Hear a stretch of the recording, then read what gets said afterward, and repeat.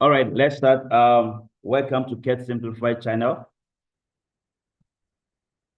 Today is the first time that I'm going to meet grade 11, and then we'll be having series of meetings of this nature. Today we are going to focus on spreadsheet, specifically focusing on if statement and then all the functions in spreadsheet, so that all of you will be prepared for this June examination. Right. Now, I want to check if all of you can hear me. If you can hear me, you must let me know in the comment section before I start. So if everybody can hear me, please just drop it in the comment section, and then I will be able to start. I don't want to start the lesson and then my listeners cannot hear me.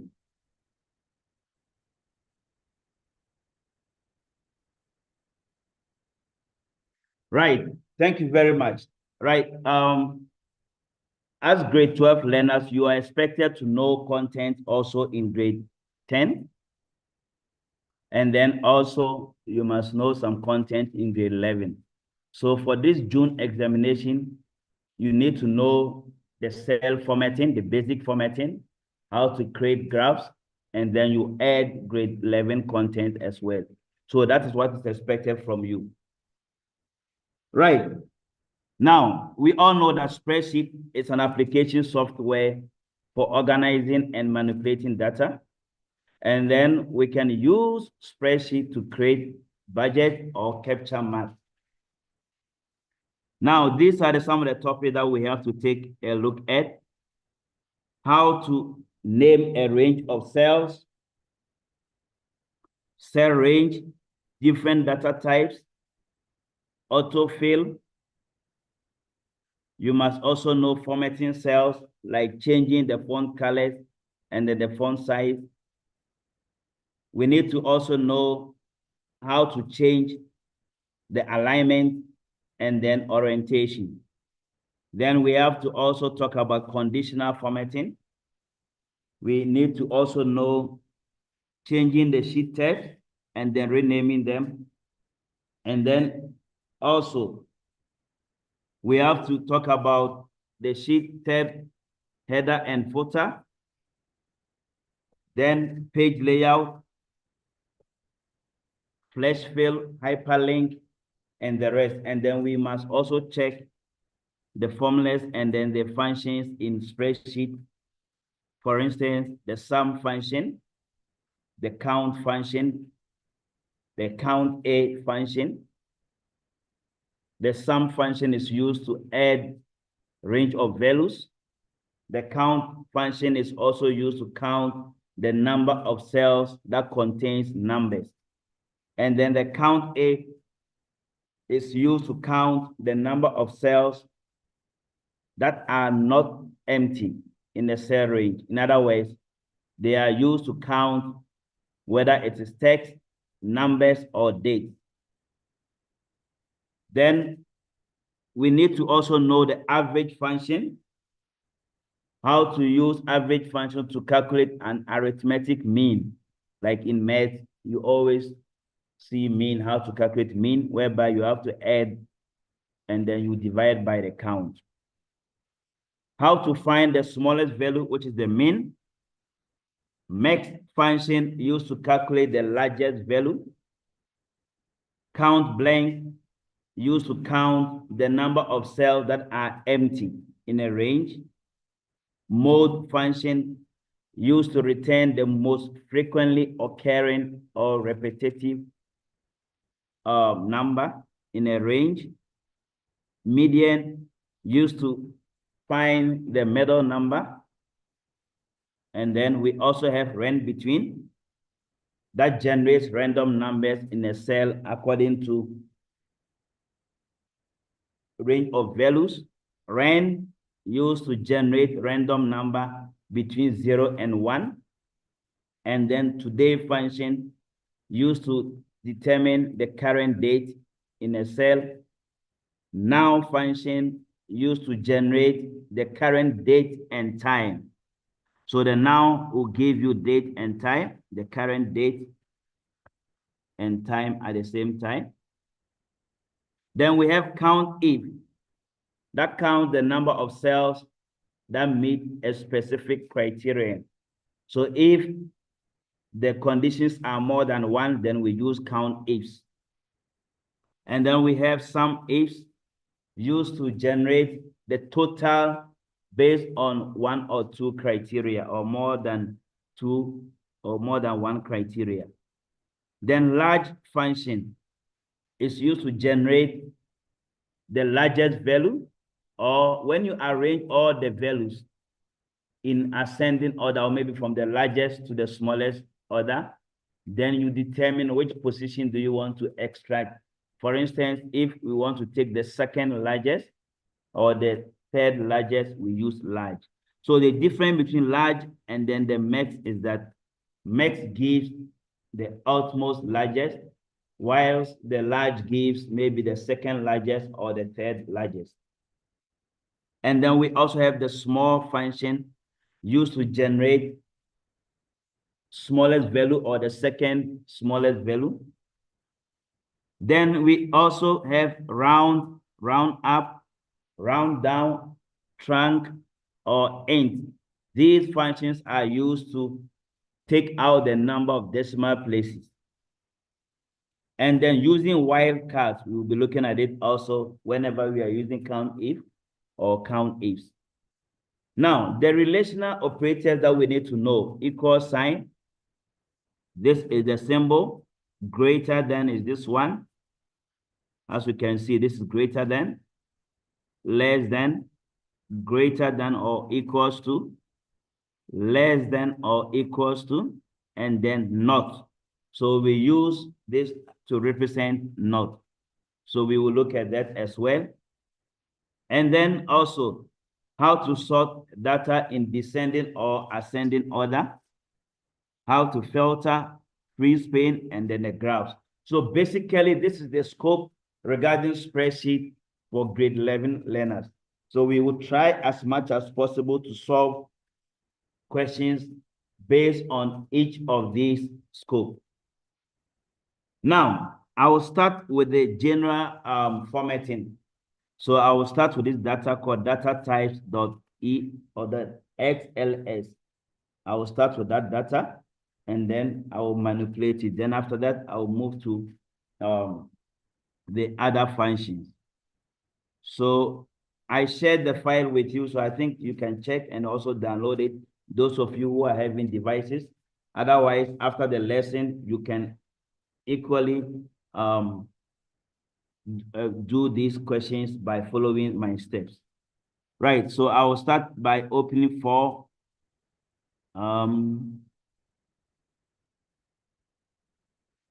it says 4 data sets. Let me check again. Data types.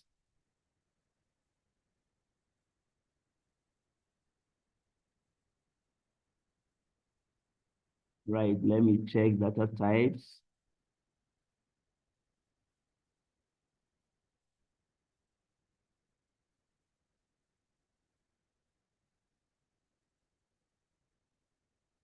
All right, I will check it. We are going to revisit this. Then let's move straight to for fun pet of print. Yeah, let's move to this one. We will come back to this type of question. So now here it says open for fun print, and then we do the following. I will check whether we have, yeah, we have it here.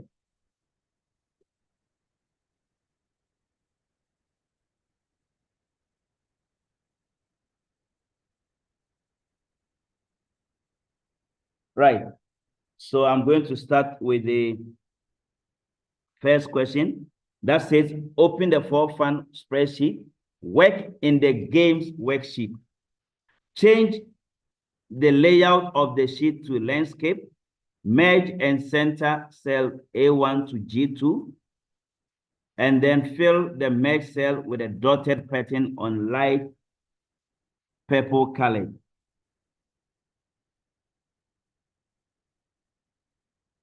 Right, so now let's start with it for fun worksheet, and then we change the layout of the sheet to landscape. Now, this is the games worksheet. To change it to landscape, you go to page layout, and then you will find orientation. Page layout orientation, then you change it to landscape. So our worksheet will be changed to landscape. So that's how we change from portrait to landscape. Now let's check the next question. It says, merge and center cells A1 to G2. Now we have cell A1 up until G2. So we select from A1 to G2. And then from the home tab, you will find merge and center. You click on it. Now, if let's say you don't know where the merge and center is in examination, you are required to also use tell me what to do. You can make use of it by going to the search and then you type merge and center. So you can make use of it, or you go to the alignment group and then you click on merge and center. Right, that's the second question. Now, the next question says, fill the merged cells with a dotted pattern on a light purple colored background, like the example shown there. So now we are going to do what we call the shading. Now, how do we do the shading? When we go there,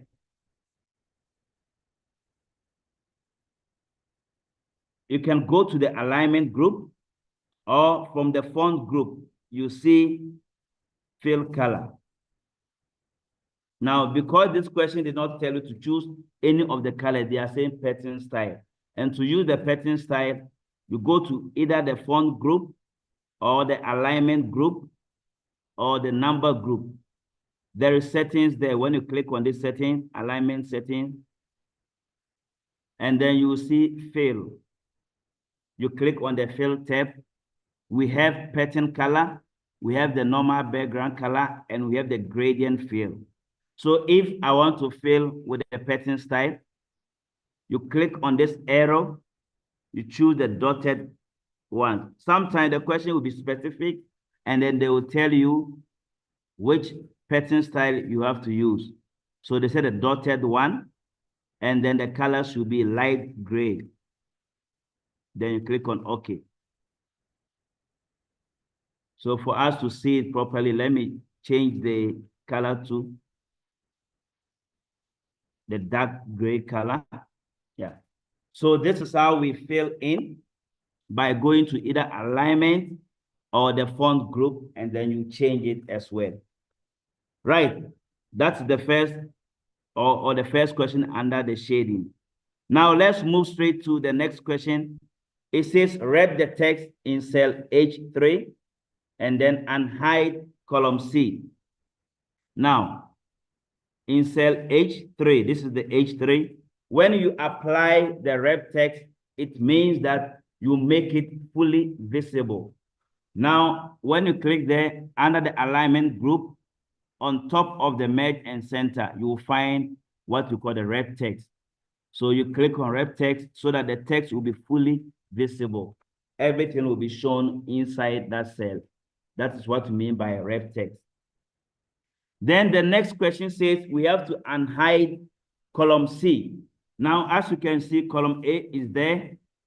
Column B is also there. Now, there is no column C, which is between B and D.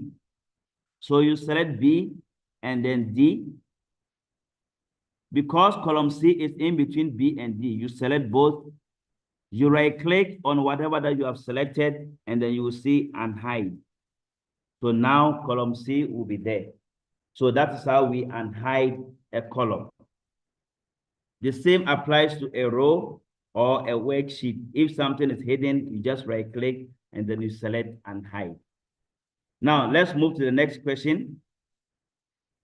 It says change the cell formatting in column G to display in South African rand with 2 decimal places. Now, column G, we are changing to South African rand. And then we change the number of decimal places into 2. So this is our column G. You select column G. And then how do you change different number format?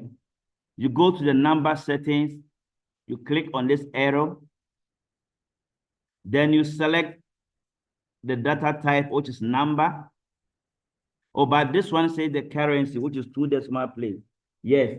So now the 2 decimal place for the currency, you select currency, and then the symbol, you choose R for South African rand with the 2 decimal place, and then okay. So to be changed to rand. Yeah, let me attend to somebody's question. It says, where can we get the data for this paper? The data files are there. Let me show you where you can get the data files. There's one file that is missing. I will bring it. I will just insert it now. I have, let me insert that file as well. That was the 4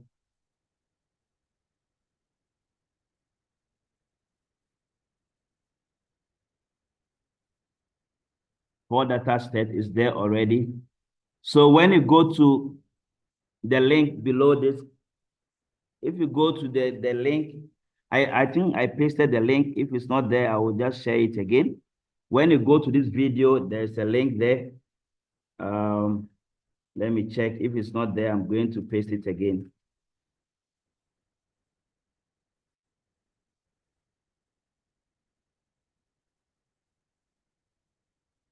I'm going to insert that link.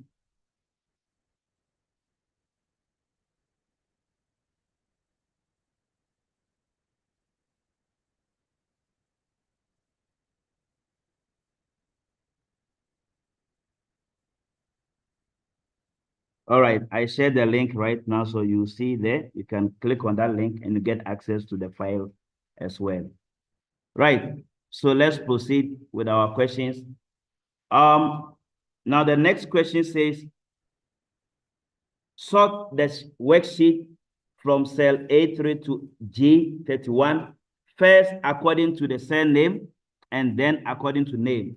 So we are going to sort this worksheet according to the cell name and then to the name. Now remember, anytime you are sorting a worksheet, you need to select the entire one, including the heading. They say from A3 to G31. So we select it. And then from the home tab, you'll find sort and filter. Sort and filter, and then you choose custom sort. Now, when you select custom sort, make sure that this is selected. My data has a header because we are going to sort according to the headings here. Now, first, the question says we must sort according to cell name in ascending order, then by the name. So you click on add level. You click on add level, and then by name, also A to Z, unless the question specifies Z to A, which is descending order. Then after that, you click OK. So basically, this is how we sort. When you are sorting, you must select the entire data, including the headings, and then you go to sort and filter, custom sort, and then you now select the fields that you are going to sort according to. Right, let's move straight to the next one, which is change the tab color of the worksheet to dark purple. Now, this is our worksheet, games worksheet. Now, it says you must change the tab color to dark purple.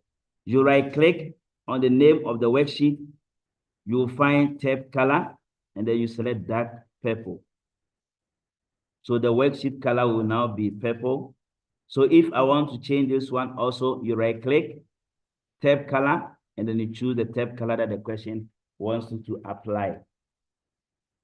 Right, now the next question will be delete sheet 1. We don't need the sheet 1. So the question says we have to delete it. Now to delete a worksheet, you right-click and then you will see delete. Then that worksheet will be removed from there. Then the next question, prepare the data worksheet so it can print as follows. Now we want to prepare this worksheet so that it can print as follows. Let me change the question. It's supposed to be the game worksheet.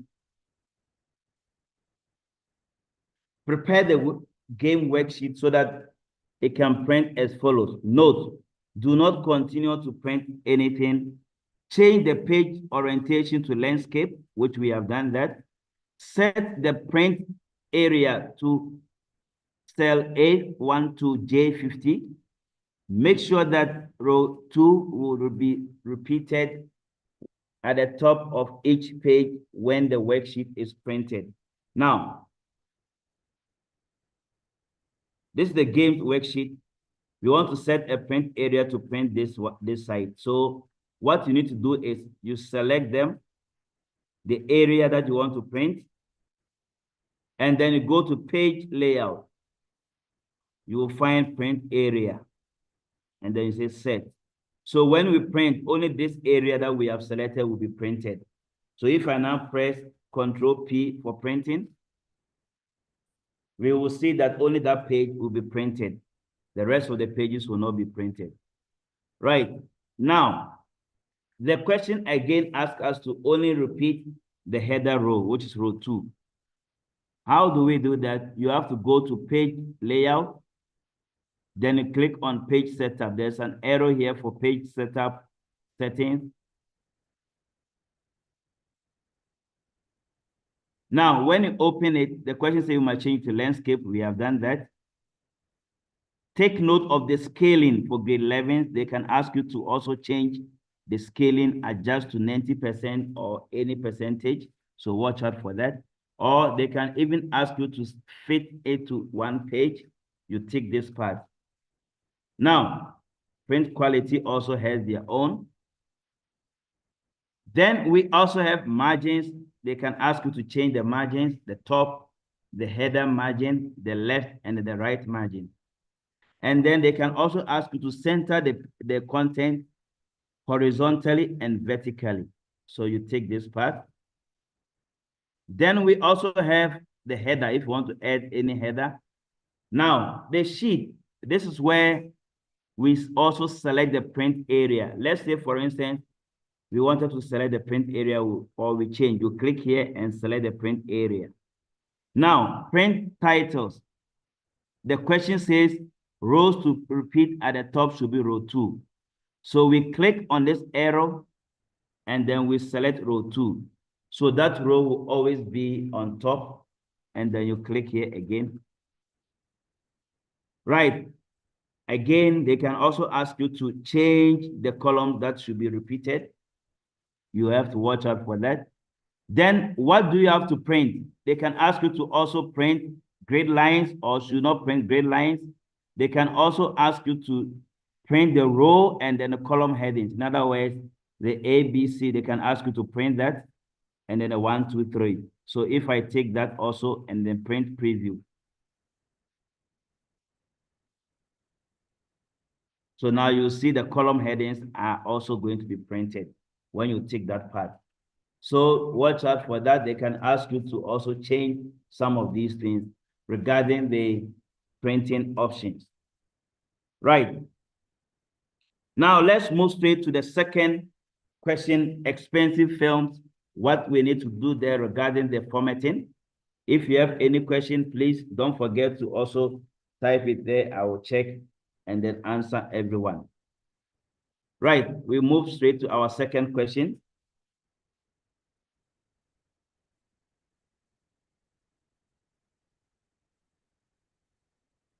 It says expensive films. Let's open that as well.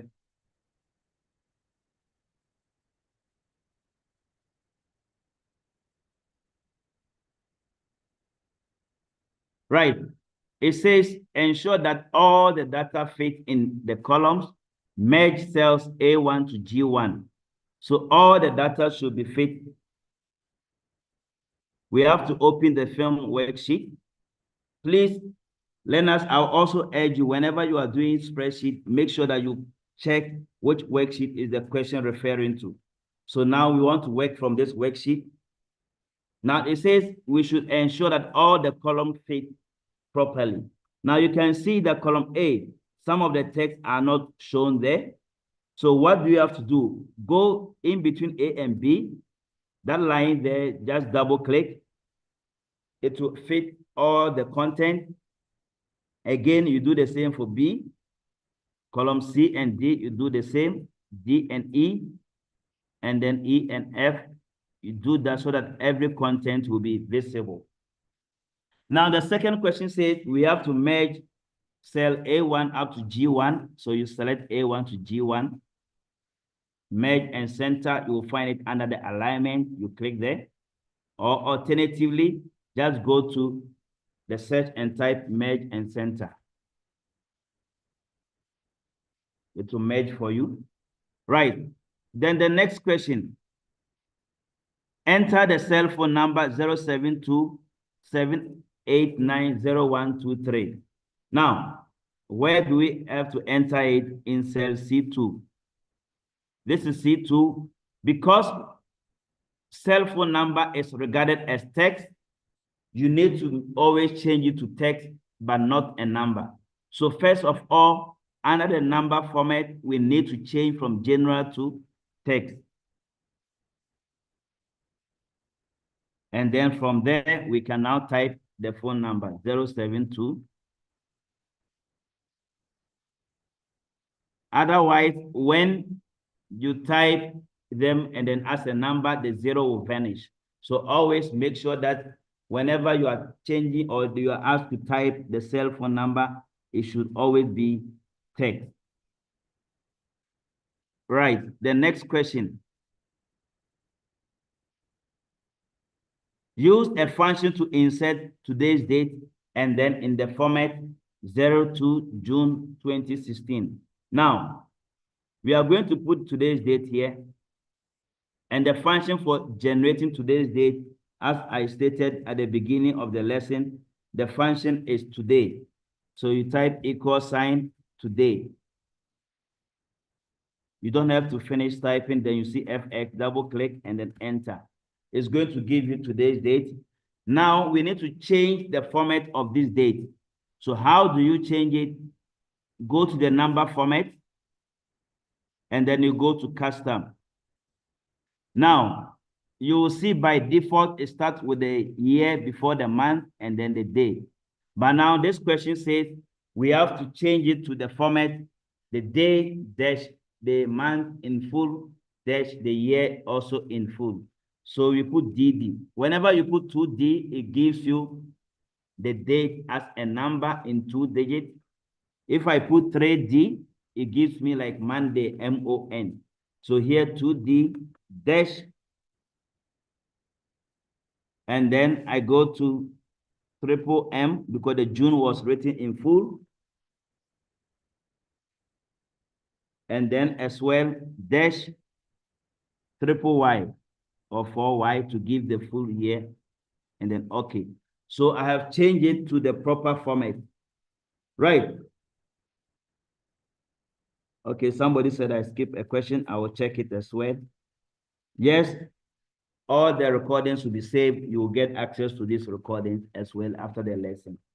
Now, let's say I want to change it into different format. Again, let's check different format. If I put D to be 4, it will be Monday in full, dash, and then I put another D. 2D, which is 21, dash, then I put the month as 3, is going to give you the April in short, and then the year also as full. So basically, we can also do that. When you put 4D, it gives you Monday. That's the day in full. And then the 21 here is the 2D. And then the April 2025. So basically, you can be given a question to change a date into a specific format. Please watch out for such type of questions. Now, the next question says, format the text direction of the year and discount column to appear as follows. Now, you can see the year text direction has been changed to look up, rotated up, and then a discount also to be rotated up. So now let's check that one. This is the year. How do we rotate it up? To do that, we have to use the text direction. Now, from the alignment group, you will see A and then B with an arrow up. That is the orientation to change the text direction within a specific cell. So when I go there and then I choose rotate text up, now it will be rotated up. I do the same for discount, rotate text up. So here we can change it to different directions. Let's say I want to change it to another direction. I go there, angle counterclockwise. We have another one, angle clockwise. And then we also have rotate down. Now, if you don't see that specific angle there, you go to the orientation, then you choose format cell alignment. Now, when you go to format cell alignment, then you can now change the orientation here to the angle that the question wants you to place it. That's -45.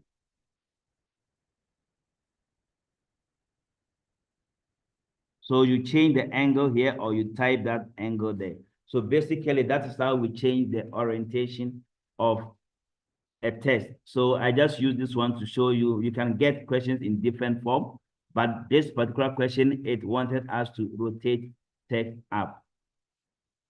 Right, now let's move on to the next question. Insert a column to the left of column A.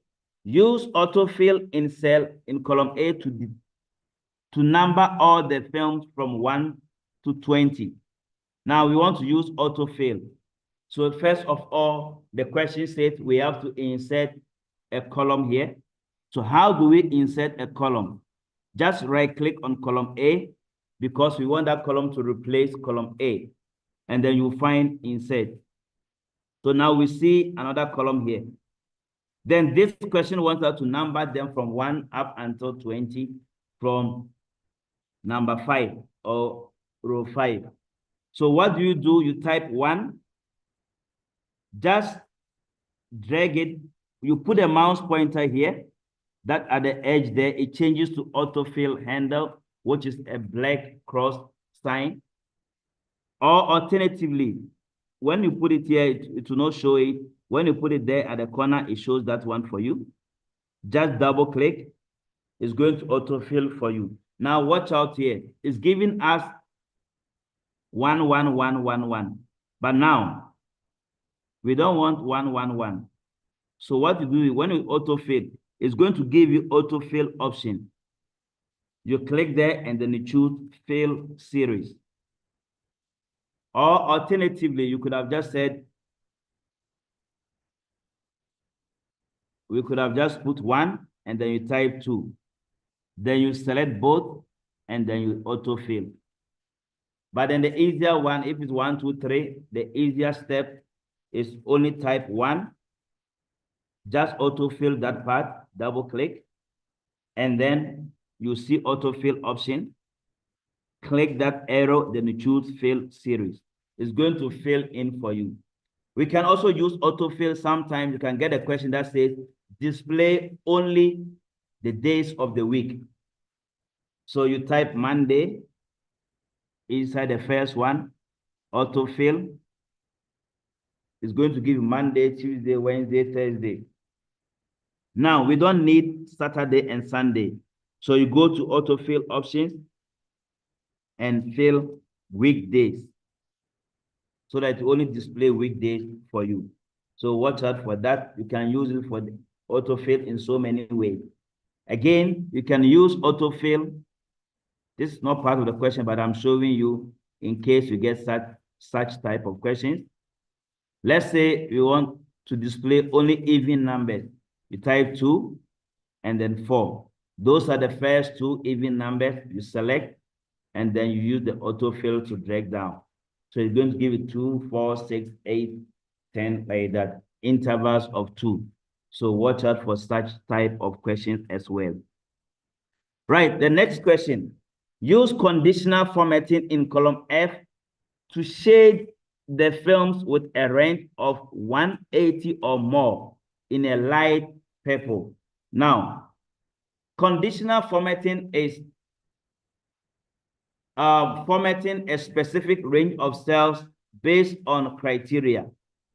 Now, this question wants us to shade or fill in column F based on a criteria. So the first step is you need to select it. Then conditional formatting is under the style group, or alternatively, you can just type conditional formatting. It gives you conditional formatting. Or when you go to the style group, conditional formatting, click on that arrow. Now, there are so many types of conditional formatting. If you are highlighting based on a criteria, we choose highlight cell rules. Now, this question says when the rule is greater or equals to 180. So we have greater than, we have less than, between, equals to, text that contains a date occurring, and duplicate values. Now, if you don't see that rule here, you go to more rules, then you'll be able to do that. We also have top and bottom rules. If you want to only select the top 10 items or the top 2 items, or if you want to choose the top 10% or the bottom 10, or above average or below average, we use the top or bottom rules. We also have data bar, color scale, and icon set. We will see some of these questions and then we will apply them. But in grade 11, most of the questions are always centered around highlight cell rules. So you watch out for that. In grade 12, they normally ask questions about the top, bottom, data bars, and then the color scale as well as the icon set. So here, I'm going to use the highlight cell rules. Then the question says greater than 180. So greater than 180. And then that's where you're going to choose the color. Then you go to custom format. Then we select the font color. You go to font, and then the color, font color is purple. They can even ask you to put a border around them. You go to border and apply your border. Or they can ask you to shade, fill in. Let's check this question, whether they ask to shade. It says, use conditional format to shade, yes. So here, not the font color. It's not the font color. The question wants us to fill, that is shading with the purple. And then, okay. So all the values that are more than 180 have been shaded with a purple color. Right, that is the conditional formatting. Again, let's check another rule of conditional formatting. Let's say we are going to highlight rules between 180 and then 200. So you go to between, the start value will be 180, and then ending is 200. So it will highlight from 180 to 200. Right. Then we also have highlight rules equals to, if you want a specific value, and then duplicate values. If you want to highlight only duplicate values, you also go to duplicate values. Now, let's say you have applied too many conditional formatting, and then it's giving you problems. In most cases, when examiners are marking, sometimes they can punish you for that. Now, when you go to conditional formatting, you go to manage rules.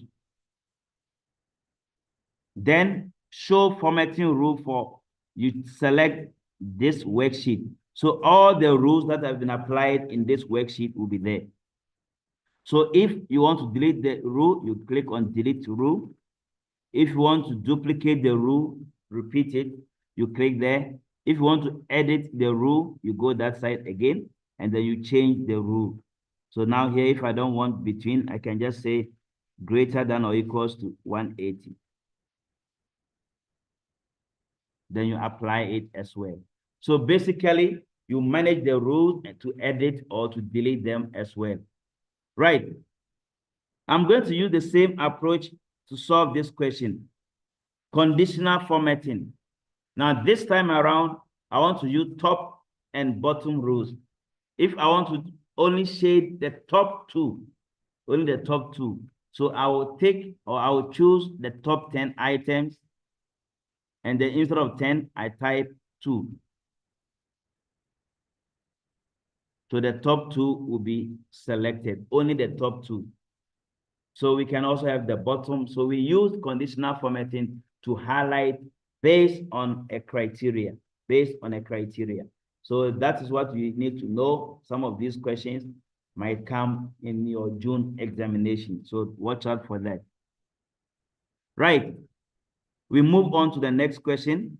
It says, use a spreadsheet feature in row 1 to 3. Now, whenever we talk about spreadsheet feature, we mean the conditional formatting.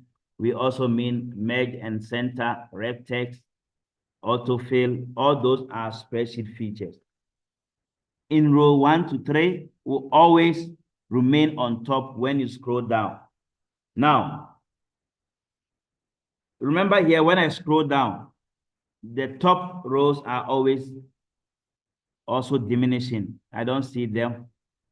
Now, the question wants row 1 up to row 3 to always remain on top when you scroll down. So what you need to do is that because we want to start from row 4 to start diminishing or vanishing when I scroll down, what I need to do is I have to select row 4 because I want from row 1 up to row 3 to remain on top. So I will select the next row. And then I use what we call freeze pane. So in other words, the spreadsheet feature used to make certain cells or columns to remain on top is called freeze pane. So when I go there, I can use the search one and say freeze pane, or I can use insert and then I go to freeze pane. Now, when I type freeze pane, then it select freeze pane. So if I scroll down from row 1 up to row 3 will always remain on top. Now, if let's say in examination you have made a mistake, you go back there and type freeze pane. And then you choose unfreeze. Now, there's also another type of freeze pane whereby it only select the top rows. Only the top rows should be on top. So it's a freeze top or freeze first column. So if I freeze first column, when I scroll to the right-hand side, the first column will always remain. Right. That is how we apply freeze pane. So you take note, you can use the search tool to get a freeze pane, or you can also use the viewing path as well. Now, let's move to the next question. It says, insert a rounded shape in cell J4 that will link cell A1. That will link to cell A1 in the fundraising worksheet. The shape should have a text, go to fundraising. Go to fundraising. The shape should have a preset 1, shape effect. Now, how do we do that? They said we should insert it here, and then it should go to fundraising in J4. So this is J4. Okay, let me put it in J3. Now, I go to insert shapes. Now, they said I must choose a shape called rectangular rounded corner. I click on it and draw it inside this cell. Now, if you want it to become large, you can also increase it. Right. Now with this shape, according to the question, I must make sure that that shape is, we type a message, go to or click to fundraising. So I have to right click and then choose edit text. Then I type inside, click to fundraising. Let me increase it. Right. So this text, if I want to also change the text size, I can just go to home and increase the font size. If I want to center it horizontally and vertically, I click on this under alignment, horizontally and vertically. Now here, I must go back to the shape format, shape effect according to the question, preset 1. This is preset 1, so that it looks like a button for me. Now, I want to link this button into the fundraising. So when I click here, it takes me to fundraising. How do we do that? You right click, then you go to link. Then you can link it to any of the worksheet by going to place in this document, or you can link it to external file. Now here, I want to link it to place in this document called fundraising, and then okay. So they said the type, the cell reference, it must refer to cell A1. So if you want to take it to cell A10, you type A10 there, and then okay. So here, when I click here, it takes me to A1 in fundraising. So this is how we insert hyperlink. You can use any of the shapes, or you can just use a text. But this question wanted us to only link it to a shape called a rounded shape. Yes. Now the next question, ensure that if the worksheet is printed, it will be printed on A4 with grid lines, and row 1 will always repeat. So this question is similar to the one that we just did, printed. So what do? We go to layout, and then we go to page setup. Now from the page setup, we go to the sheet, and then the print area. You click on it, and then you select the print area. When you are done, click back. Now, it says row 1 should always repeat. So we click on this arrow and select only row 1.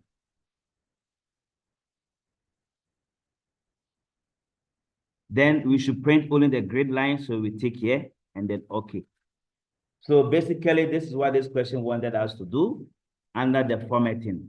Please take note, this type of questions will always be there in grade 11, whether June examination or the final examination in grade 11. That is the formatting. Now, we also forgot to center vertically and horizontally. Let's say this question wants us to center vertically and horizontally. This is the horizontal center, and the top one here is the middle center, which is vertically. So if you get a question that says center horizontally and vertically, you click on both of these. This is center horizontally and vertically. Now, we also have what we call the alignment, called the increase indent and decrease indent. If I want to push this one to the right-hand side, I click on increase indent, so to move to that side. If you want to take it to the left, you use decrease indent. So you can also get question of that nature. Right, let's move to the next question.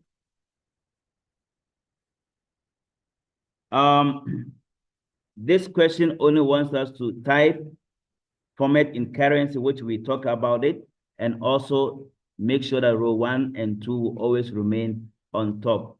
We also talk about it, which is the freeze pane when you see that type of question. So please try your hands on it as well. Now for data state, let's check that question also. Merge and center. And then this question also wants us to fill with a gray pattern style. And then we change the row height to 20. So there are some questions that we didn't see in the previous example. So we have to check this question as well. For data set,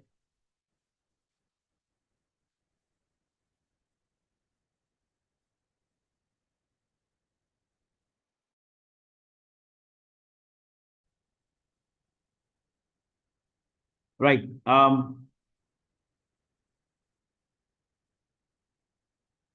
According to the question, it says merge A1 to H1, and then we fill that cell to 25% gray pattern. So this one is prices worksheet from A1 up until H1. You select, then you choose merge and center. And then the question also asks us to fill in, and then the row height should be 20. We can also change the font size. The row height should be 20. You right click on row 1, you see row height, and then you type 20. Right. And then if we want it to be fully visible, I click on ref text so that everything will be fully visible.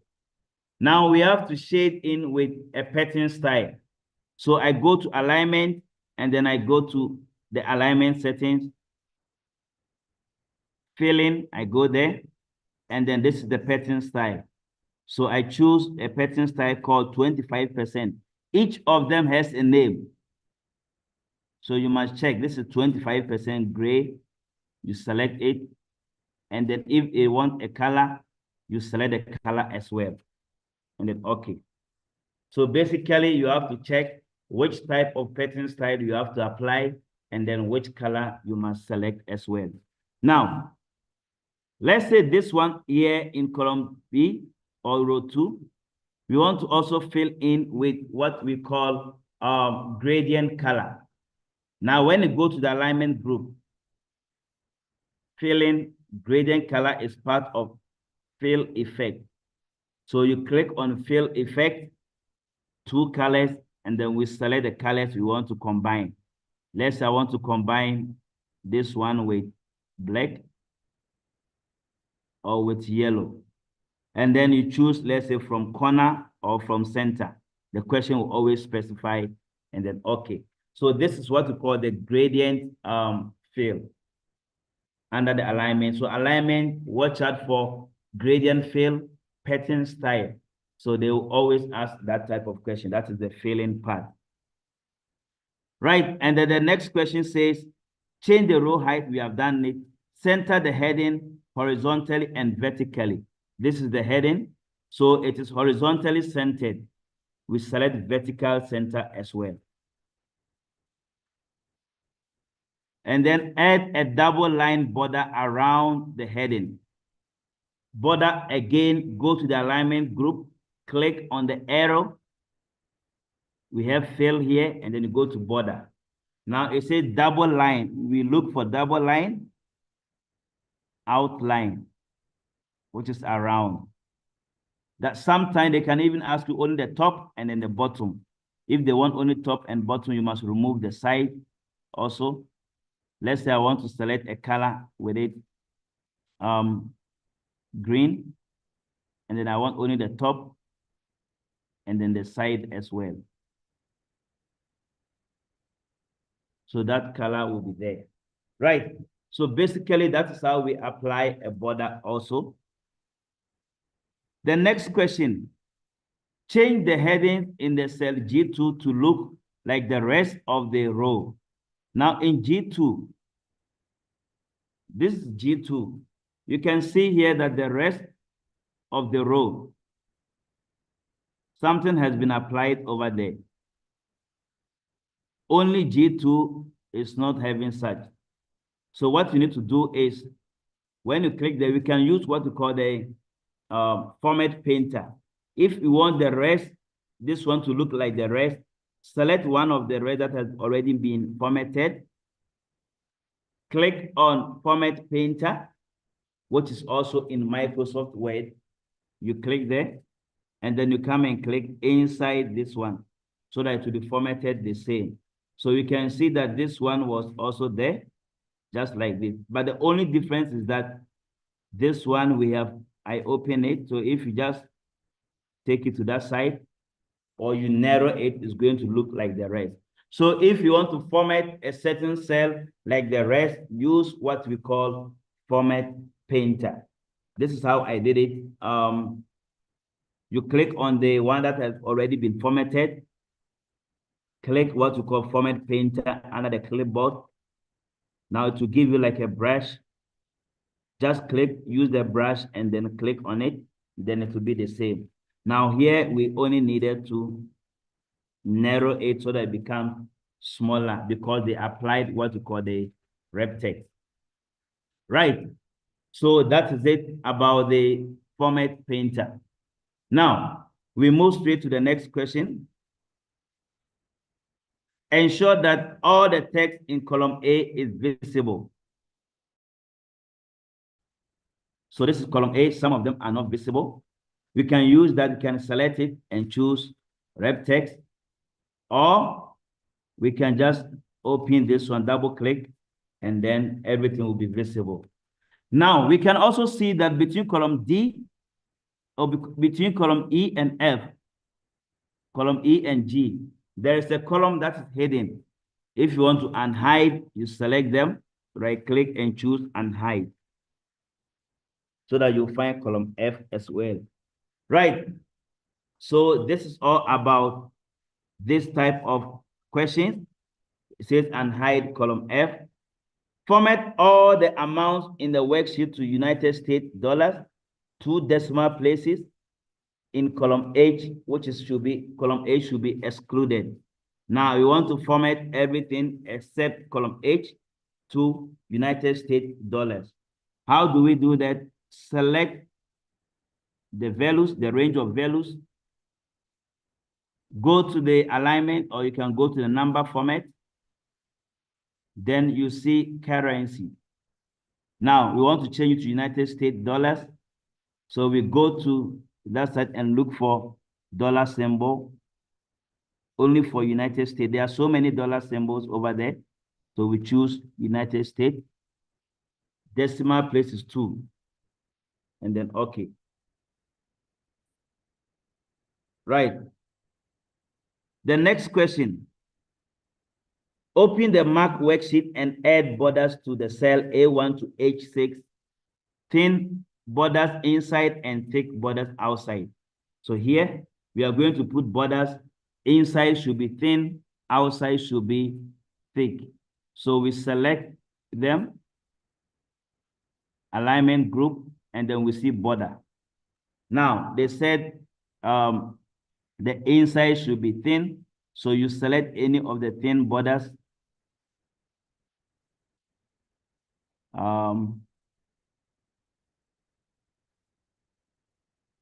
We choose any of the thin one and the inside, and then the thick one, outer.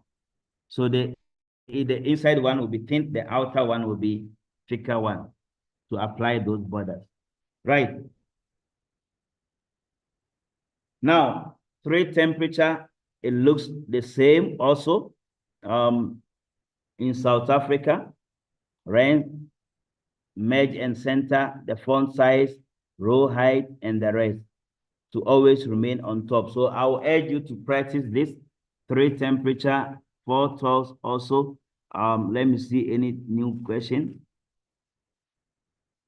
There's no new question except adding or changing the weight of the column. Like I said, whenever you are changing weight of the column, you right click and you see column weight.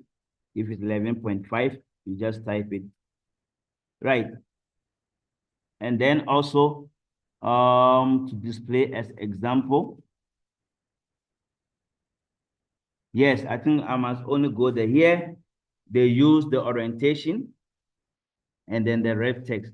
Only that part, and then South African values as well. So you can try your hands on it. They only change the number and the number of toes to that angle, orientation, and then the rest were not done. So like here, if you want to change them to that orientation. So they use 45 degrees up like this, and then the rest were just like that. The rest, they only use rep text to do that. Right, so basically this is how we change or we format our data. The next question also here, rotate the headings to angle counterclockwise. That's the 45 degrees. Apply a gradient fill effect to the merge field. That is what you use the fill effect, and you select two colors. So let's go through this question because there's a subtotal question as well. Then we will now move straight to spreadsheet calculations and functions. 3, accommodation.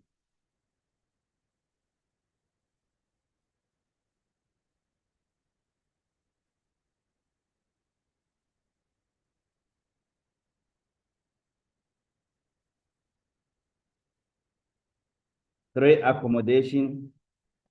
Right, the question says we have to merge A1 to D1, change the font size to 30 and 4. So A1 up until G1.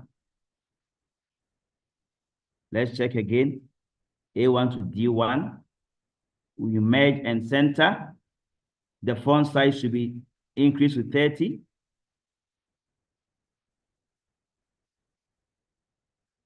Right, and then it should be 4th font. The height should be 60 pt. You right click on row 1, you choose row height, you type 60. And then apply a gradient fill to the merge cell. So gradient fill to the merge cell. Again, you click inside it. You can also go to the format cell by right clicking and then choosing format cell. Or you can use the search to go there as well. Now they say you must fill with a gradient effect. We choose any color of our choice based on the question. And you can choose any of the shading style because the question didn't tell us which shading style should we use. And then, okay. Right, rotate heading in row 2 to angle counterclockwise. So row 2, you select it, rotation to angle counterclockwise. This is what the question wants us to rotate to. And then use a spreadsheet feature to fill cells in column D with a light blue where a result has more than 750 rooms. Now, this question didn't tell us straightforward to use conditional formatting. It said spreadsheet feature. Now, whenever you see spreadsheet feature with a condition, then you know it's conditional formatting because they say more than 750. So with light blue color, we go to this side here, number of results here. You select. Please don't forget, don't include the headings. Otherwise, sometimes they will penalize you. Only the values. Conditional formatting, highlight cell rules greater than 750. Then the color should be light blue. You click on this arrow, custom format, fill, and then you choose light blue color.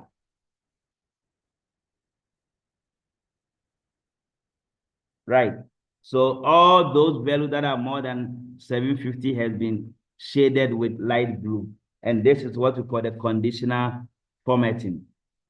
Right, the next question. Make use of a subtotal feature to determine the total number of rooms per type of accommodation. Now, subtotal is also a feature used to group based on a criteria. Now look at this one.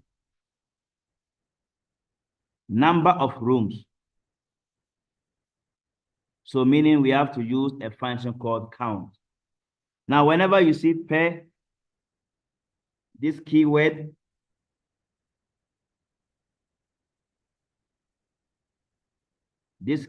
when you see this keyword, or sometimes you see for each, or according to. So when you see this type of keyword, then you know you must use subtotal. You see a function, and then also, so sometimes the question will say, use a spreadsheet feature to determine the total number. Here they say the total number. Because of the total number, it means count. Whenever you see total and number, it means count.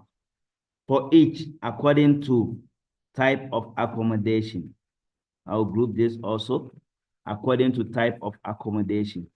So because they say according to type of accommodation, that means we will group according to type of accommodation. We are going to sort according to type of accommodation. Now, let's do that one. Because of the keywords here, per or for each type of accommodation, that means we are grouping according to this column. And the function to be used is count because of total number. Now, let's check it. We are going to do that based on the type of accommodation. And then we are going to find the total. All right, we have the number of rooms also, so we use total, which is the sum. Sorry for that. There's a number of rooms already there, so we use the sum. So how do we do that? First of all, we have to sort. You select them, including the heading. And then you go to sort and filter. Whenever you are doing subtotal, you need to sort first, custom sort. And because we are sorting based on the type of accommodation, because of the keyword for each or per. So sort by type in A to Z, and then okay. After sorting, go to data, and then you'll find subtotal. You'll find subtotal.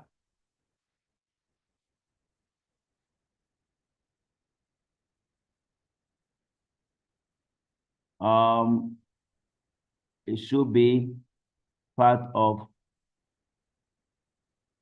yeah, here, outline here, subtotal. Yeah, my screen, they are missing. But when you go to data, you see subtotal here. If you don't see it based on your screen, just go to outline. You see subtotal. Now, when you click on subtotal, at each change in, you select the column that you sorted according to, or the one that says for each. So here we select type, use function to be used is sum because of the keyword total. So total is sum. And then add subtotal to. Check it, said total number. So this total here is giving us a clue that we must use sum because of this word here, total. And then the number of rooms. So we are adding the total on number of rooms. We are adding the total, which is sum, on number of rooms. And here, type of accommodation is the one that we are grouping according to.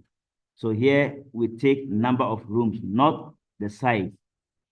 And then we see here, replace the current subtotal. Sometimes the question will tell you, you must put page break between. You take here. Summary below. If the summary, you want it to be below, you take that one. If you want the summary to be above, you uncheck this so that the summary will be on top. So here, the summaries will always be on top of each group. So basically, this is how we do it. You will see it here. Deluxe total, yeah. It has grouped them. Then hotel total on top also, like that. Right. So this is the subtotal feature. You will see some of these questions, but subtotal mostly is in term 3 and term 4, not term 2. So you must check out for that, but then you never know, maybe your province, they might bring such type of questions. So you watch out for that. Right. Now, the next question, Use a feature of your spreadsheet program to ensure that a user will always be able to see the first two rows. Now, because of the first two rows, we need to use what we call freeze pane. First two, that means we freeze pane for only the first two to be on top. So you go to row 3, and then you go to freeze pane. And then you check freeze pane or you click on freeze pane. So the first two will always remain on top. Right. So this is how we do this question. Now, I would like you to try your hands on all these questions. Try your hands on all of them, please. Conditional formatting also with any color that's greater than 0. Orientation to 0 and add. Try your hands on it. Now, I think 2 bookings. Let me take that opportunity and do the subtotal also for this question, because subtotal is a new question to grade 11, so that you will know how to do them as well. So I will take 4 bookings also before we go to the function. I will take 4 bookings, or 2 bookings rather. Right. The question says change the row height. We are not going to do that. It says change the row height of first row to be the same as the second row. You change the row height of the first one to be the same as the second row. Let's check which course worksheet.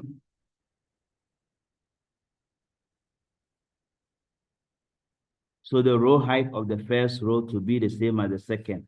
So first of all, you must check the second row height. You right click and choose row height. So the row height is 30. Then you do the same. You right click on row 1, row height. Then you can type 30 as well, so that they will be the same. Now the next question, orientation to 0. Change the orientation of the text in cell A16 to 0 degrees. A16. Yes, A16. And then you go to orientation. Format cell alignment. Because you don't see 0 degrees here, you go to format cell alignment, and then the degrees, you delete it and put 0. Then okay. Right, the next question. Apply conditional formatting to cell B8 up until E8 so that a cell is shaded automatically with any color. With any color if the value of the cell is greater than 0. So now it says from B8 up until E8. So B8 is here up until E8. You select conditional formatting, highlight cell rules greater than 0. So with any color, you can choose any color, or you choose the default color. Right, the next question. Ensure that if the worksheet is printed, it will always print in A4 without grid lines. So this is similar. Now work in the survey worksheet. Use the subtotal command to create a subtotal of the number of yes and no responses. So because of the number, we use count in column D. So the number of yes and no responses. Number of yes and no responses. So meaning that we must first group according to column D. So we select only from row 2.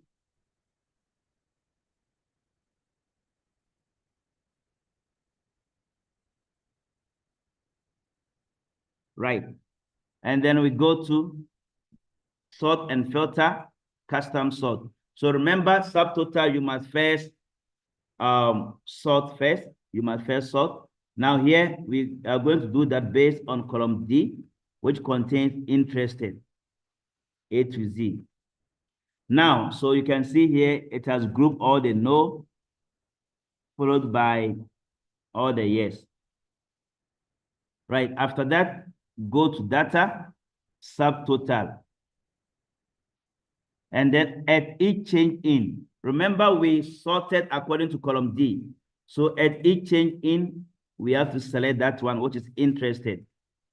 What function are we going to use? Count, because the question says number. We use count. Now count of what? Let's check again. It says number of yes and no. So count of the interested. Number of yes and no.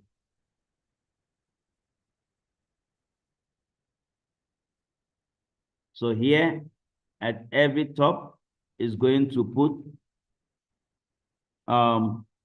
let's check it again. We sorted according to that one. So we can apply it maybe on the names. I think we wanted the names. So you'll see below, no, there will be an answer. Yes. No count is there, followed by the yes count. So basically, this is how we do the subtotal. Right, now we move straight to the functions. For grade 11, functions are mostly going to be the sum, average, rounding them, and then also functions like large, small, and the rest. So I'm going to take one or two examples and solve the question for you before we wrap up with graphs. So that's the scope, the basic formatting, followed by the functions, and then also graphs, the basic graph from grade 10, what you did, and that is all about grade 11 spreadsheet content. Now let me open this data file, and then I start my functions.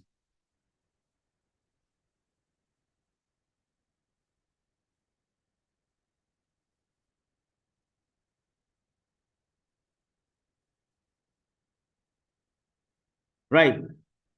So now I'll start with the first question. It says, use a function in cell B3 to display today's date.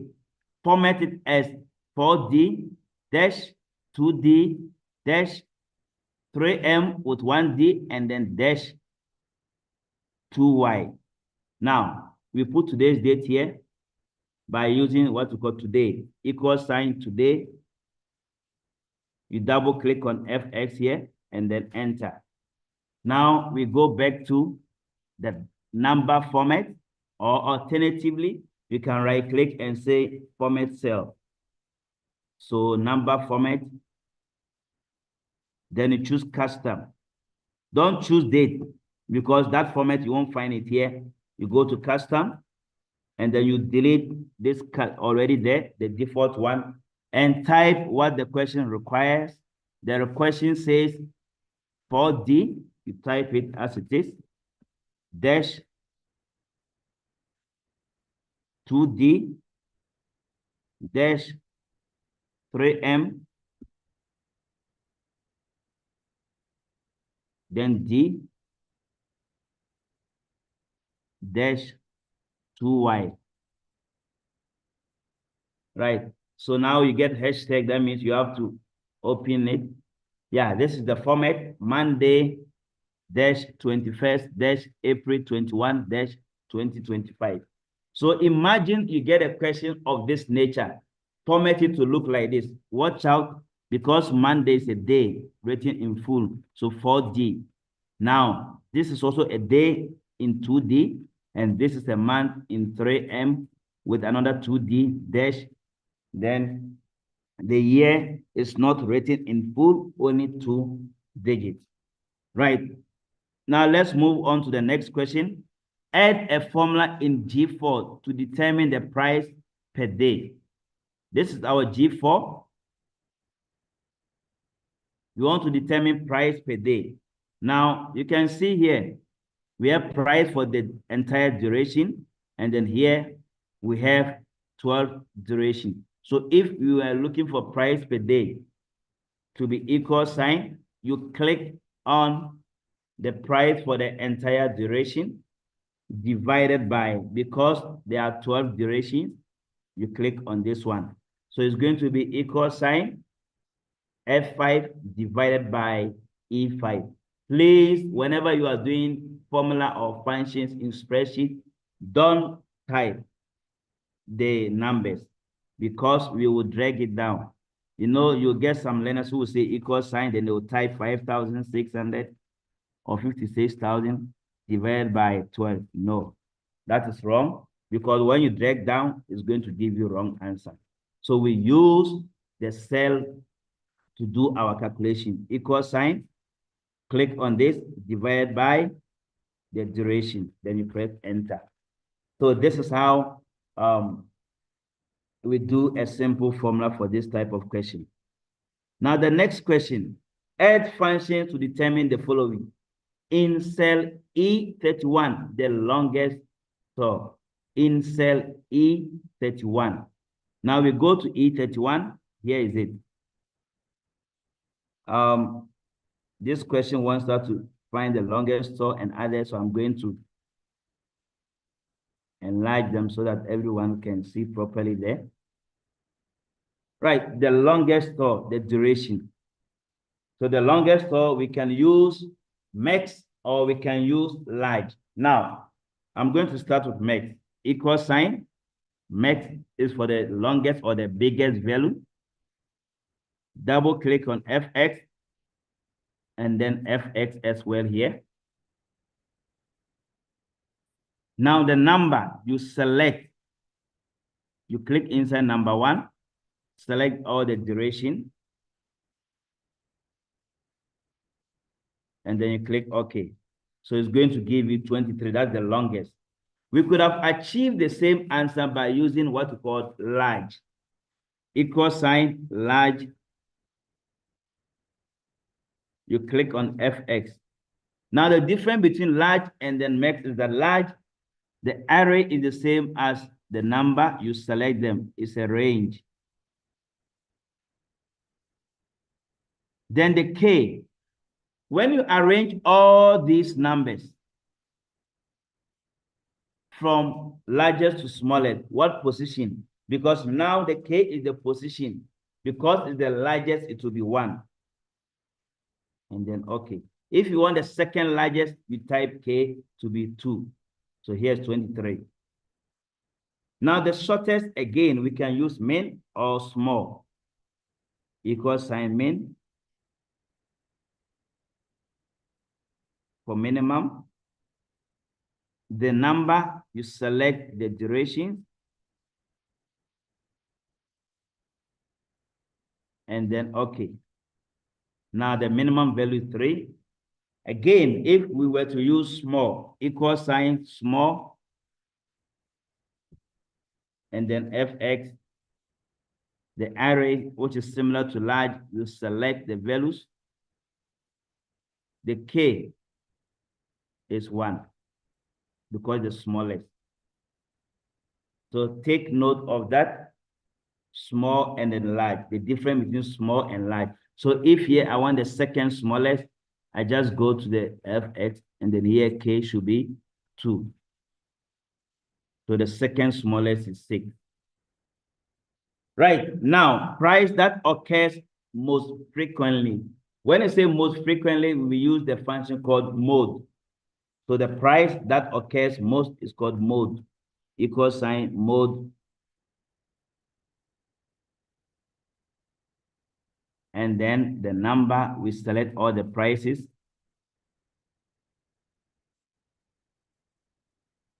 And then OK. Right, so this price occurs most. The middle number, we use what we call median. Equal sign median. Click on FX, and again, number, you select it.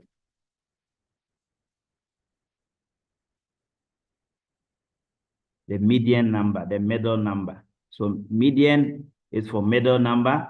Mode is the one that occurred most.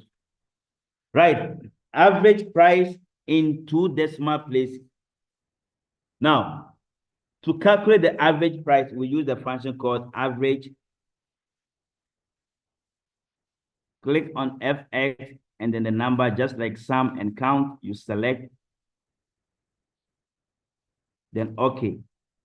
Now, whenever you want to put it in 2 decimal place, I would prefer that you put the answer next to it. If they ask you to change the average to 2 decimal place, it's easier you do it in the building block or next to it, equal sign average.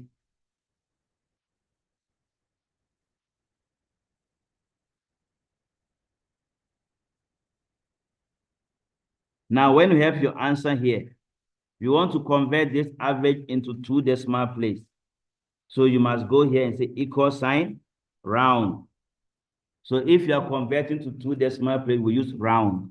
Now there's also round up and the round down. The round up is to take it to the highest decimal place, round down to take it to the lowest decimal place as well. So use round, and then you go to FX. The number, you click on the answer for the average, which is G35. The number of digits, you type 2, because we want 2 decimal place. Right. So basically, this is how we do it. But because this one has been formatted, so we have to go and check it to 2 decimal place. It should be there. Now, the number of thoughts, that means how many thoughts happen here in column A. If you want it to be the number of thoughts by using column A. Let's check the question again. In cell F36, the number of thoughts, so we can use counter. If they say number, you can use counter, equal sign. Counter counts everything that is non-empty. So counter. If you use count, count only counts numbers, numerical values. So we use count A, FX, and then the value, we select column A. Then okay. So we got 25. Then lucky draw. Let's check the question.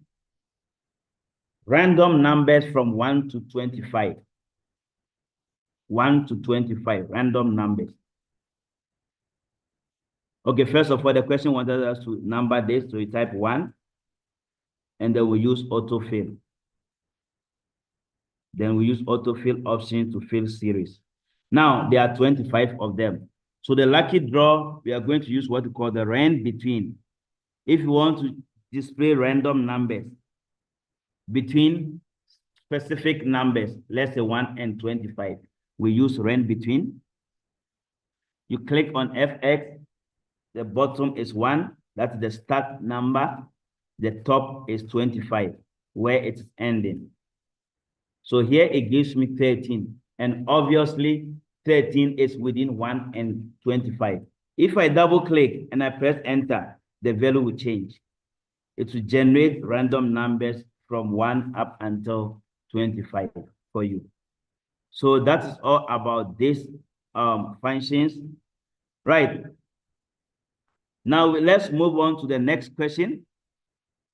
Let's move on to the next question, 3 temperature. Now, before we go to 3 temperature, I want us to also look at this. Let's say we want to use if statement. Simple if statement in spreadsheet.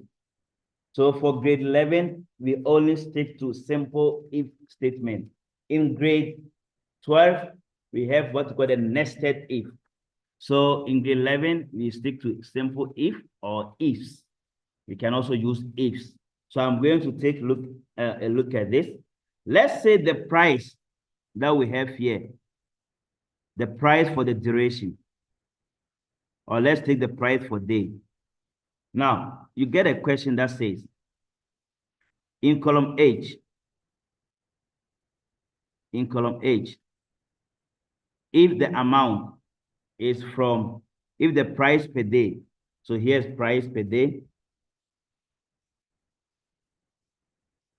So price per day,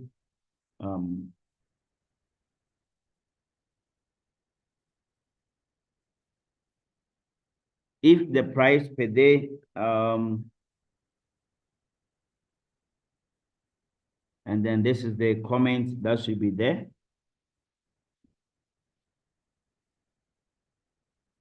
Now, let's say you get a question like this. If the price per day is from or is less than 5,000, then you say cheaper. And if the price per day is from 5,000 up until or it's more than 5,000 or more, then we will say it's expensive. Now, and the question says, use if statement to display the comment, whether it's cheaper or expensive in column H. So we want to put comment here.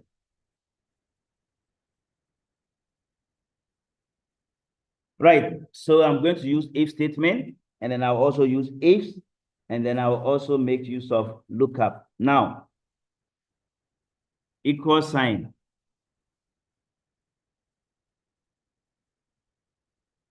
Because there are two conditions, so I'm going to use only one if.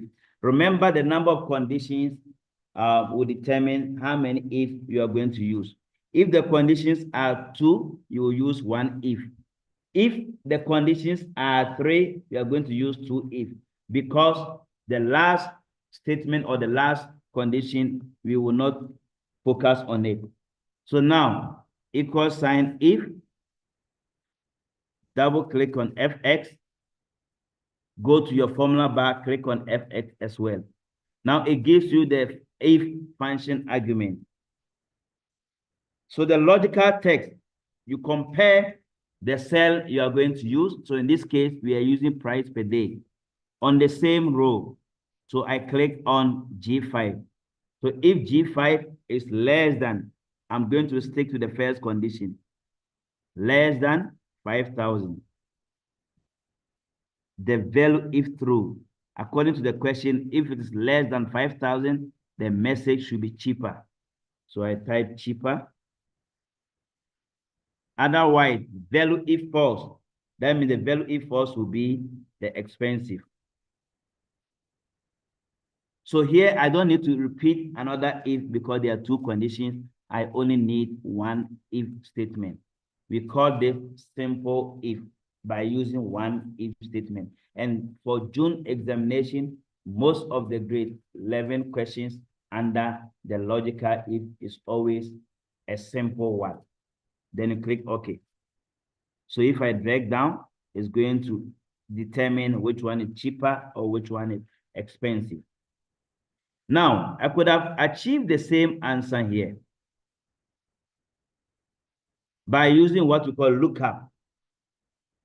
I could have achieved the same answer by using lookup. So equal sign, lookup.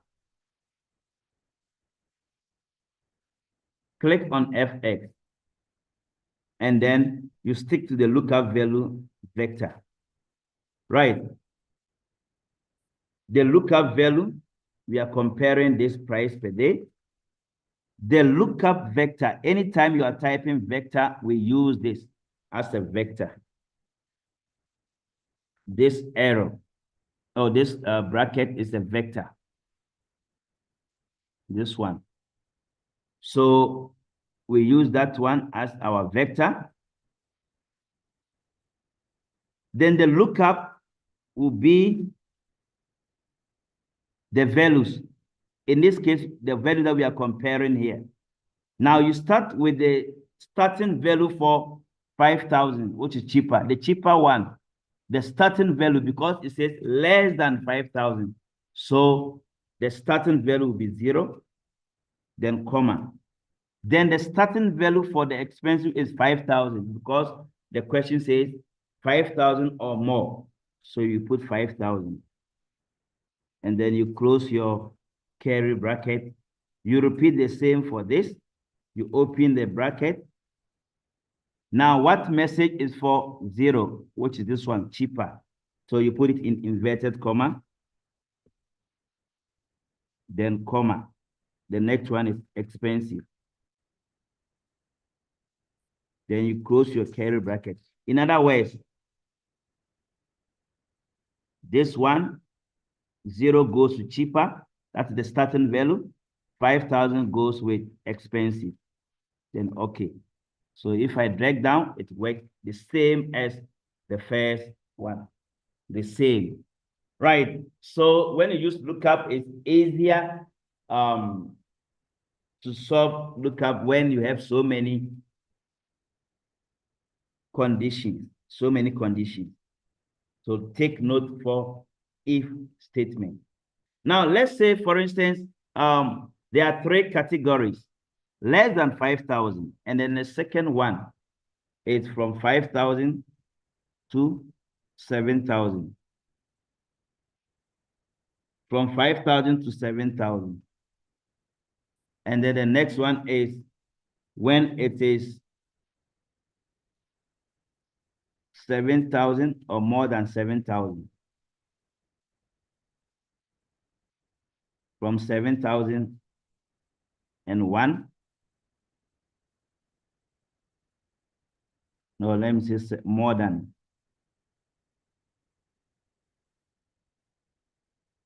Right. So here is moderate. And this one is expensive. So as you can see here, this one we have 3 conditions. We have 3 conditions. Now, when you have 3 conditions of this nature, and then you have to use if statement. If you have 3 conditions and you are supposed to use if statement, you take the first and then the last, the middle one, you leave it. So meaning here, I'm going to use only 2 if, because there are 3 conditions. Only 2 if statement. Because there are 3 conditions, because the number of conditions minus 1 will give the number of if statements you are going to use. So I'll be using only 2 if statements. Now, if you are going to use this type of, you have 3 conditions and you're going to use 2 if statements, you stick to the first, which is easier because you can easily use less than and then more than. This one becomes difficult because it is between. So you stick to the less than and then the more than. Now let's look at it. Equal sign. If you click on your FX. Now the logical text is G5. You start with the first condition. If G5, or you can start with the last one, it's still fine.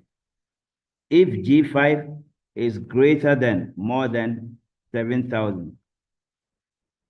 So if G5 is greater than 7,000, then it should display what we call expensive.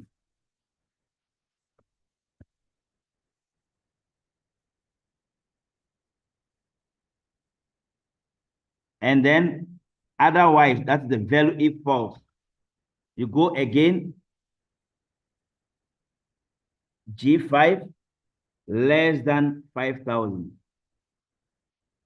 If it's less than 5,000, sorry, I must repeat the second if. So you put if and then open bracket.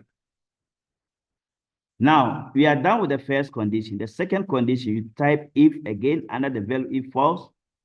You open bracket. The moment you open bracket, you will see bracket open and bracket close. Go and click inside. It's going to open the function argument for the second if.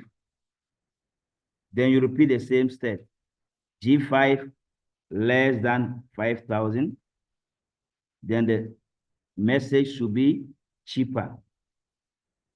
And then the value if false. Because we are done for the expensive, we are done for the cheaper. The last condition we don't need to repeat. Remember I said we need only 2 if statements. So you type moderate here. And then okay. It will prompt you the error message. You say yes. Then you auto fill. So when you have 3 conditions, this is how you must do it. If G5 is greater than 7,000, expensive. If G5 is less than 5,000, cheaper, otherwise moderate. Now, I could have achieved the same result by using what we call lookup. Equal sign, lookup.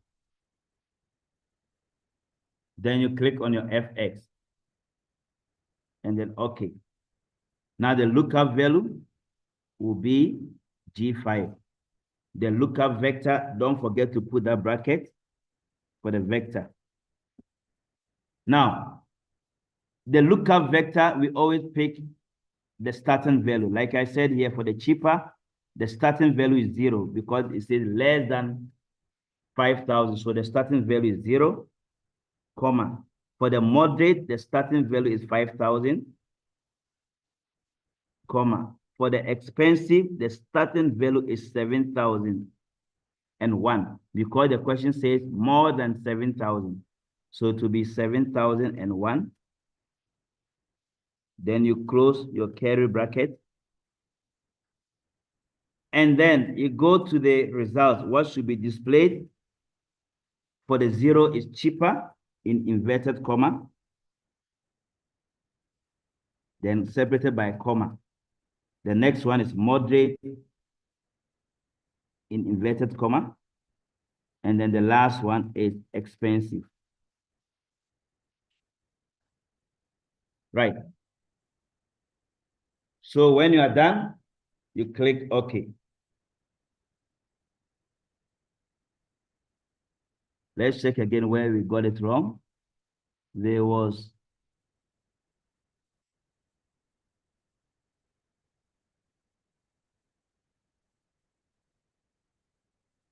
an error message, but then you follow the same approach, the starting values, and then you use the cheaper or the moderate. So basically, you can use lookup, or you can also make use of if statement. Or alternatively, you can also use ifs. Ifs is also easy for each condition. You put a criteria there. Now let's also use ifs. Equal sign ifs. Remember ifs, you can't find it in the new, in the old Microsoft Excel. So ifs, then you click on your FX.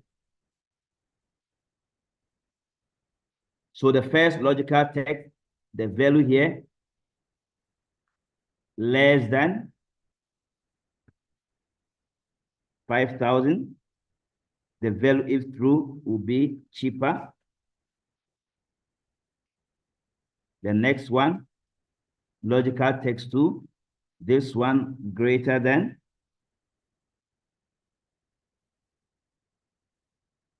5,000 or greater than or equals to 5,000, then it should be expensive.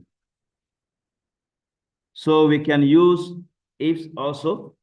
Instead of us to put one if inside another, we can simply use ifs to also get our answers. Right. So this is all about if statement and then if statement, or if you want to use lookup as well. Right, now let's check the next question, which is trade temperature. I have that question. And then when we are done, we also look at other functions as well. The next lesson will be all about graphs. We'll be looking at graphs if you have enough time, or we'll be checking some of the graphs also. Right, so let's go to trade temperature and then we just go through them. I'll open trade temperature as well here, and then we solve that question. And then we will wrap up with the graphs and then count it.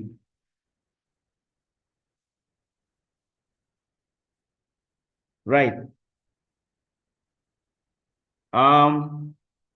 Insert your name in the header of the worksheet. Now let's check how we will insert in the header. How do we insert header? You can use search and say header to give header and footer, or alternative, go to insert, you will find header and footer. Then when you activate header and footer, then you will see where to place it. Sometimes they will ask you to put it on the left side, center, or right. And then sometimes they can even ask you to insert page numbers or current date, current time, or the file name. So let's say I want to put the file name here. If I want to put the file sheet name, if you want to insert a picture also there. Now, if you want to type your name, you type. Right, now, anytime you insert header, you see it like this, but then you can, at the same time, remove that part. You can remove it by going to view, and then you choose other forms. Right, now, we are going to insert a function here, which says, in F24, the number of towns in KwaZulu-Natal that were included in the table. Now you can see from here, we have the cities, Bloemfontein and KZN. The provinces are here. You can see the provinces. Now the question wants us to find the number of provinces in KwaZulu-Natal, because it's not only KwaZulu-Natal written here. So we have to use what we call the count if. Count with a condition. We use what we call count if. So how do we use count if? Equal sign, count if, and then you click on FX. Now the range, you select all the provinces.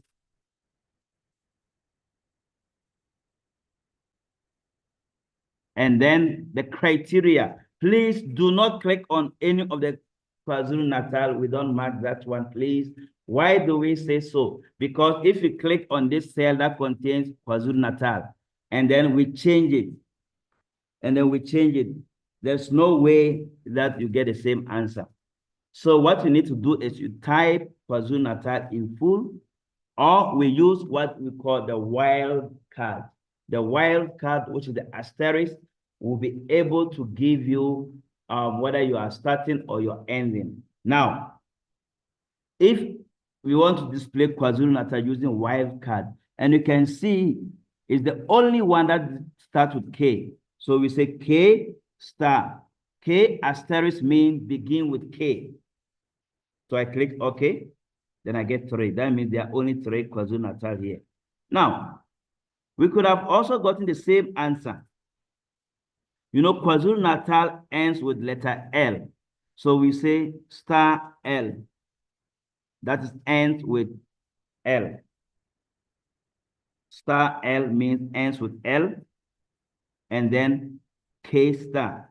So if you want to use any letter within it, like you say it contains U, you know, that's the only one. KwaZulu-Natal is the only one that contains letter U.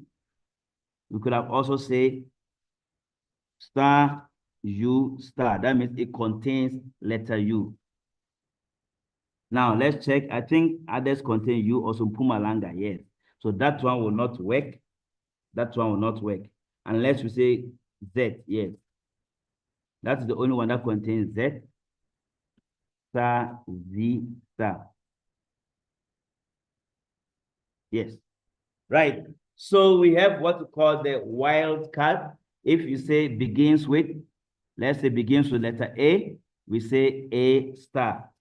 A star means begins with A. If you say star A,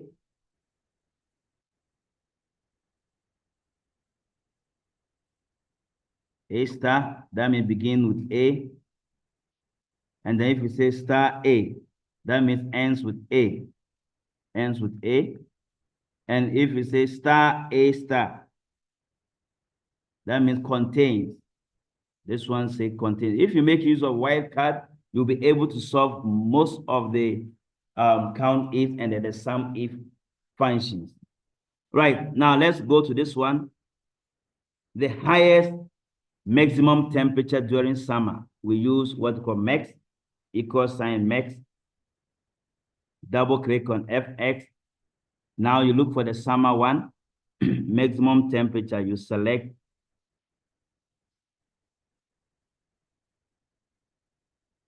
and then okay. So that is the max. Lowest minimum temperature during winter, lowest. So lowest we use min. Double click on FX. And then during winter, maximum, you select. Then the next one says the second lowest minimum temperature during summer. Because it says the second lowest, we cannot use max or min. We need to use what called small. Second lowest, we use small.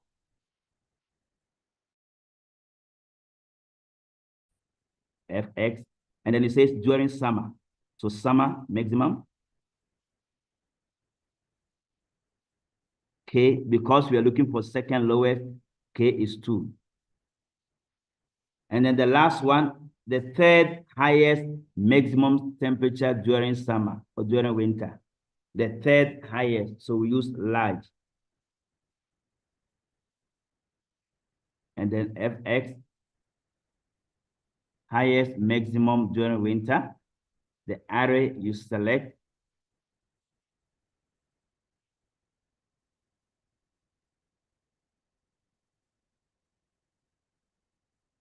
And then the K, because you say the third highest, the K will now be 3. The third highest K will be 3. And then we got the 20. So basically, this is how we use the large and then small. Now the next question, it says, insert a function in cell H6 to calculate the average temperature between the minimum and then the maximum winter temperatures. Round it to 2 decimal places. So we go to H6. We go to H6. Then we are going to find the average between the minimum and then the maximum. So equal sign average. But like I said, anytime you are going to convert it, you can just put it next to it. So we can put it here, equal sign average. You select these two. Now the answer we are converting to 2 decimal places. So what you do is equal sign, use round, then FX, and then the number, you click on your answer. The number of digits, you type 2. So you get your answer in 2 decimal places. Right, now let's check the last question. Add a function in cell I5 that will write the comment based on the average temperature in H5. If it is less than 15, the message should be cold. If it is 15 or more, the message should be warm. So now here, the comment, we are going to start with if statement, or we can also use ifs. So equal sign, if, double click on FX. The logical text, we are comparing with the average when it is greater than, according to the question, 15 or more. So greater than 14. Why do I say greater than 14? Because it starts from 15. Or we can say greater than or equals to 15. Value if true. If it's greater or equals to 15, the message should be warm. Otherwise, the message should be cold. We could have achieved the same answer by using ifs. Equal sign, ifs.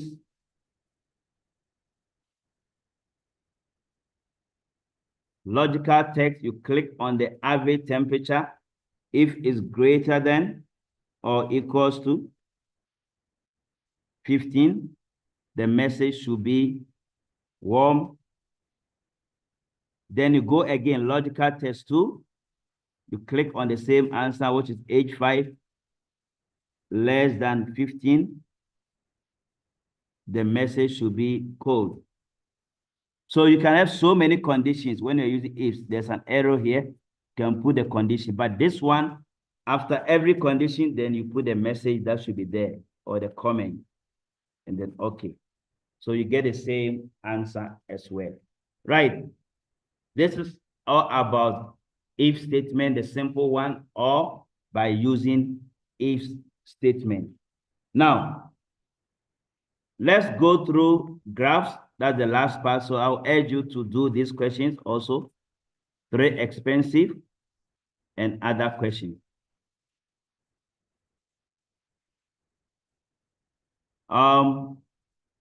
You can go through them. There are so many questions. Discount.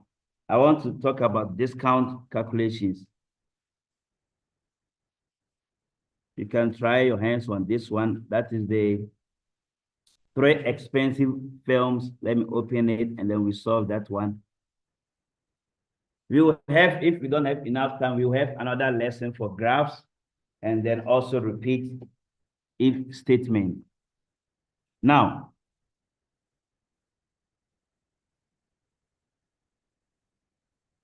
let's go through this question here.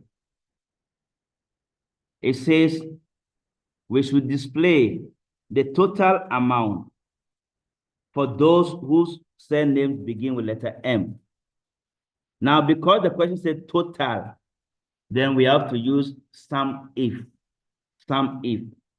When it says the number, then we use count if. So here, equal sign, sum if. You click on FX because there's one condition.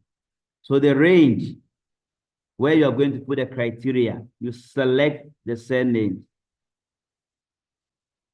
And then the criteria, because the question says the surname begin with letter M. So you say M star. Then the sum range. Which column are we adding the amount? That would be the sum range. So we got 761. Now, no fund raised where there is no value here. The function to be used is called count blank, counting blank spaces. Equal sign, count blank, and then you select the amount column. So it must count the blank spaces, which is 3. Right.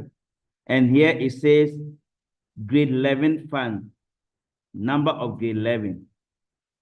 So we want to count the number of grade 11s because we are counting. You say number, we use count if. Count if.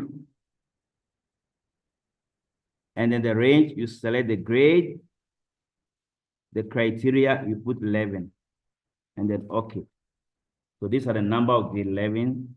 You can also find the number of grade 11 that are male, the number of grade 11 that are female as well. But if the conditions are more than 1, we use count ifs.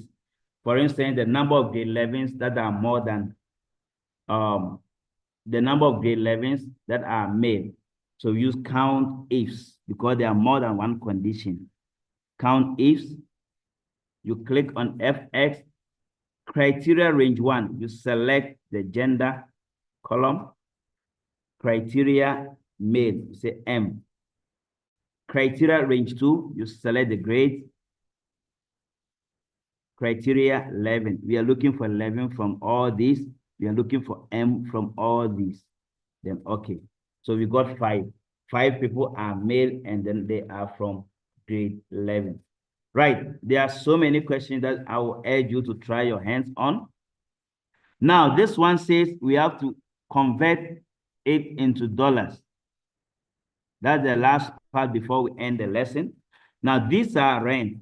And then now if the question wants us to convert it into dollars, under the film here, here,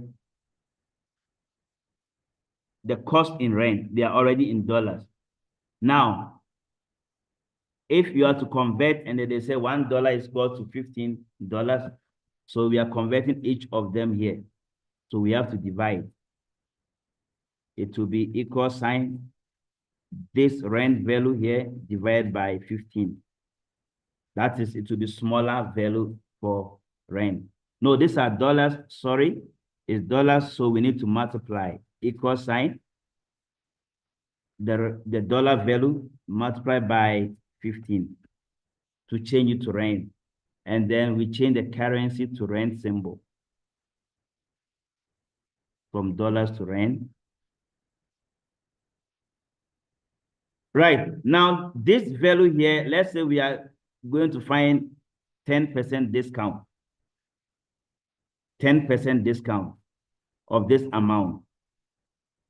So to be 10% equal sign, 10%. Don't forget to put a percentage times this amount. So we are calculating 10% discount of each and every value here. You just use the percentage symbol, or you can say equal sign 10 over 100 times this value. But spreadsheet is easier to put the percentage there. Now, again, the rent after the discount. Remember, discount we subtract. So to be equal sign, the rent value minus the discount value. So it will be 180. If there's 10% discount here, it will be 180. Right. Increase, we also add, but then decrease, we subtract. So take note for that. The second oldest, also you do the same. That's the large. And then here, they say 5%. We just did that. Yeah, basically, this is what this question wanted us to do. Watch out for these type of questions. I will ask you to do all these questions for me. Now, the last part will be the graphs, and then we go. Just to insert a graph. So 3 expensive film, which we already have. Now we have to open the fundraising. If we were to create a graph for grade 11 and grade 12, you select them. Whenever you are creating a graph, we go to insert. There are so many charts here. If you want pie chart, you choose pie chart. And then you add a chart title. Let's say grade. And then the data labels. When you click inside it, click on this chart element. Then you see data labels. And then you can see call out. Remember, yeah, I should have selected all of them. Then you choose call out, data labels. Let's do again. Chart element, data labels, and then call out. It will be in percentages. If it doesn't show percentages, you go to more options. Then you tick only percentage, not the value. If you don't want the category name, you remove it as well, so that it will be only the percentage. Right, if you want it to be in the center, you go there, or outside, or best fit. So you get them from here. Right, this is pie chart. If you want to take out the biggest value, you click on it twice. Which is the biggest portion, 50%. You click on it twice to select, and then you drag it outside so that it will be separated from the rest. That is how we do it. Now, if I want to fill in the biggest portion, you right click, you will see fill. You can fill in with another picture or gradient fill, or you can fill it in with a texture or an image. The question can always tell you what to do. Now, the background, the portion, if I want to fill in the portion here, you right click, again, fill. You can fill in the background portion also. Right, and then the labels here also, you can decide where to put it, whether you want it to be on one side or you want to remove any of them. So, or you can go to the chart element, and then you see the legend, top or bottom or right. You can decide where to place it as well. So basically, this is a graph. Now, when I'm done with the graph and I want to move this graph to another worksheet, you click on the graph. The moment you select the graph, it's going to give you the chart design, and then format. So if I want to move it, I go to design, then you will see here, move chart. Then you see as object in sheet 3, and then okay. So that to move to sheet 3 for you. Right. Again, this graph, I can change it. When you go to chart design, you can also change the data or the chart type. Let's say I want to change it to column graph. And then you click OK. You can change it to column graph as well. And then you can fill in and put the labels, the x-axis and y-axis. So here you need the axis title, so that you can change the x-axis and then the y-axis as well. Then with the column, also you can change the intervals. When you click on this interval, you right-click, format axis, then to give you chance to change the interval. Remember, from 0 to 8, so you can change it, and then the difference is 2, so you can change them as well. Let's say I want to change it to 10. You change it that side, and then it will change from 0 up until 10. Right. That is all about formatting titles and then changing the different axes. Right, we bring our lesson to an end. There are so many graphs here that you can try your hands on, and then the basic graphs also. You can try your hands on. If you have any question, don't forget to put the question in the WhatsApp group or under this particular video. I will attend to every question. Thank you for your time. When we meet again, we will talk about database. Within the week or over the weekend, we will also cover database. So this is all that is expected from you as grade 11 learner for your June examination and even beyond. Thank you for your time.